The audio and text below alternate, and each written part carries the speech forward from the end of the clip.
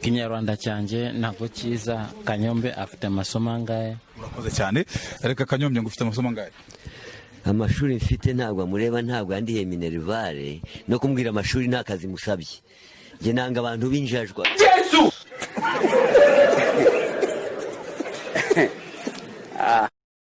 Likey ntawe utewe isoni no kubavuga ko ugendana mu isakoshi agakingirizo. Ntabwo bagufata nk'indayi y'ibibwiye umuntu uti ngiye cyangwa akabonamo abonye umusaza wawe muri kumwe nk'iyakabonye nta kibazo bimutera. Kikise ahubwo ko nawe nakamuha agakingirizo ni igikoresho ni nka papier mushwari.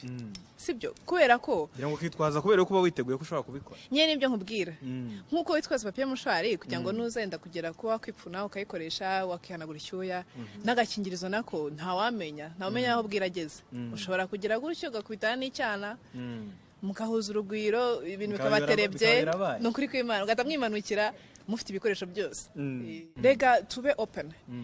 Twese nta ubuse bunajya imbere ya kamera nkabeshya mama ngo ndisugi cyangwa papa ni ibintu bitaba ku myaka 29 ni ibintu rwose umuntu aba yarakoze ni ibintu bizwe. None se kubera iki umuntu atabisugi ku myaka 29 bibaho ariko ngewe uko baranyize barambyaye sabe we nayo kubwira kabyemera yewe ubusugi. Okay reka mpere hano urabutakaje banabivuze wahombye iki? Nta kimwe gusa nahombye cyo we ahubwo narungutse ko hari izindi feeling numvishe.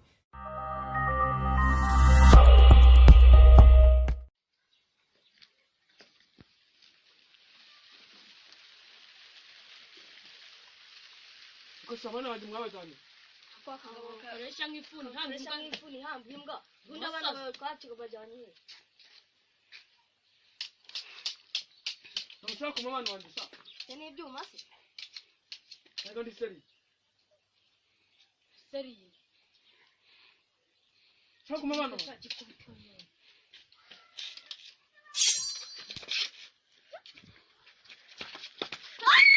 Nari guseka Oh no!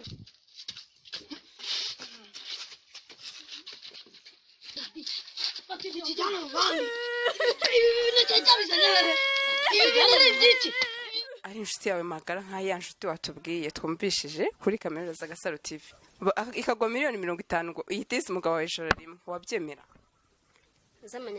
z'amanyarwanda akajya kuri konti yanjye yego mana yanjye ijoro rimwe ryo nyine rimwe gusa atari kumutwara burundu namwongeza ahabwa icyo kiraka numva ngiye nshaka kuzakinshakira ninshaka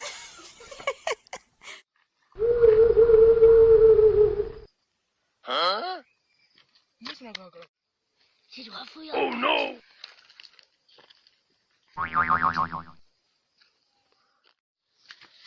Oh no!